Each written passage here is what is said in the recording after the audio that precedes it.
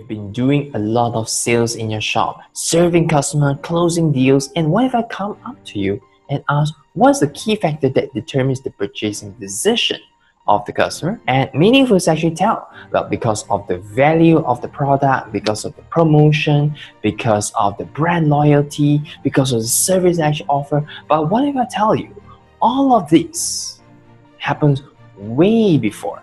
What if I tell you the customer purchasing decision has done way before it even enters the shop?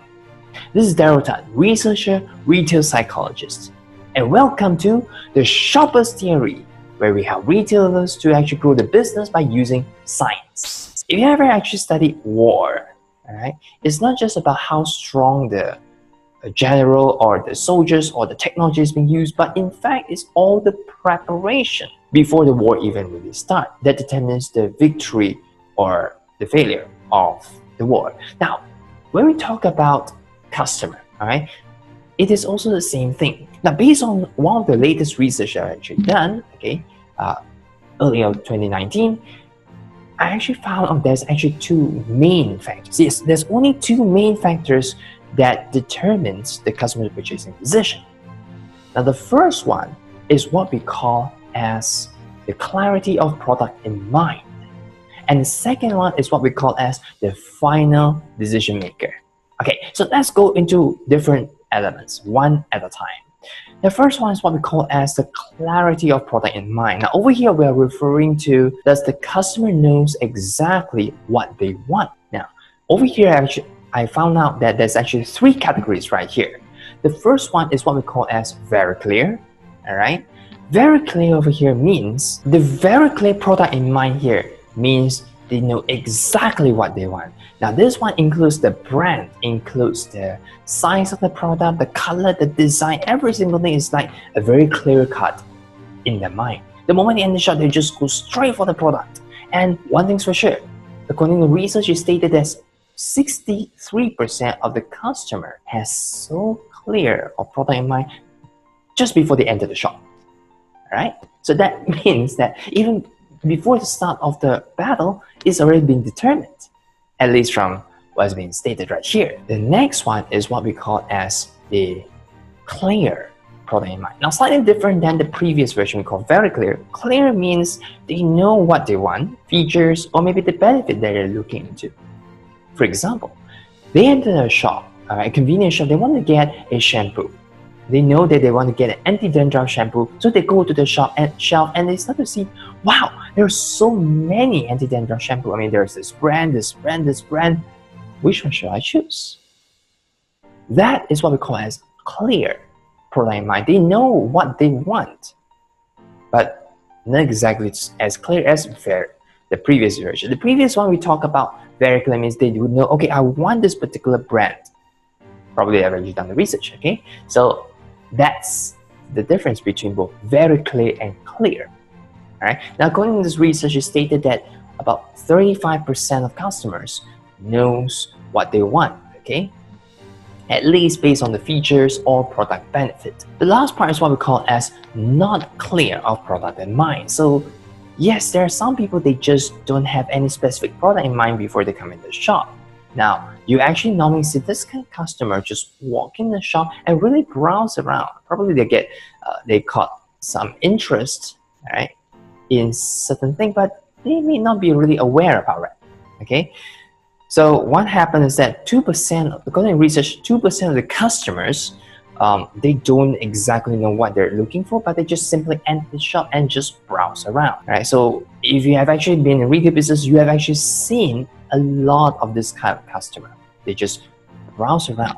Right? Now, whether they buy or not is another thing, but the fact is they don't have specific things in mind. Okay? Now, this is only just want to determine on whether they know what they want to buy. Right? It doesn't mean that they will not change or you are unable to persuade. We're going to talk more about that in the later part, okay? We're going to talk about that in the next episode. Coming to the next part, which is all the final decision maker. Now, there are actually two areas you're going to look into, either the self or the other. Okay, now let's look into the self. Now, if the final decision maker is the self, when we talk about final decision maker, it refers to the purchasing decision. Okay, so this actually happens on the personality too. That means this group of people, they will want to feel that they are the one that's in control. They're the one who actually make the decision, not because of other people's opinion, not because of other people's persuasion, but rather they feel that I know I want to buy because it's me.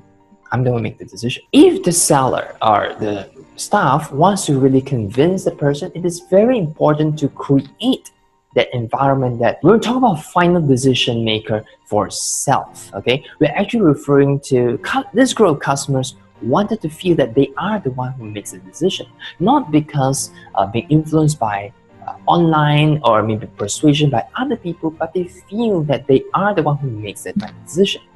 Remember, I'm telling you that it's not that they make the purchasing decision, but rather they want to feel that they are the one who makes that decision.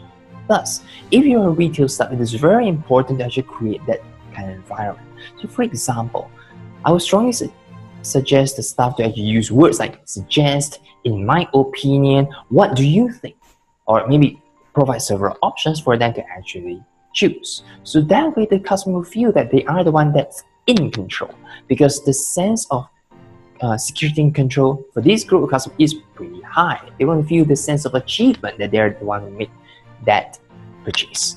The next one is what we call as others. Now, what I mean for others is basically these three groups, okay? Whether is it because of the staff persuasion technique, whether is it because the friends and family, or whether is it the review of some online post. So basically there's three different channels over here. But regardless any one of them, this group of people want some confidence. They want some confirmation before they really make the purchase. Thus, it is important if you're as a staff, right, to actually keep some of these testimonials or maybe some of these achievement awards, whether it's an online post on influencers or people has been using, they have some testimonials share on the websites. It's always important to share with this group of people. Now, whether they truly trust the staff or not, it depends on whether they view you as the experts in that particular field. All right. The moment you actually create the credibility as you're the expert on that field, for example,